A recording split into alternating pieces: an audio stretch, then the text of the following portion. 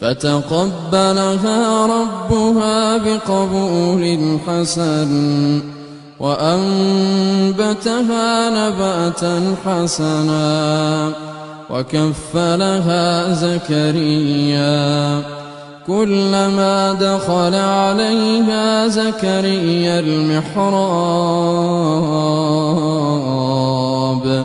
وجد عندها رزقا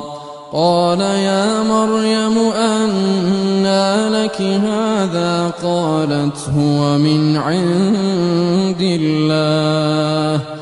إن الله يرزق من يشاء بغير حساب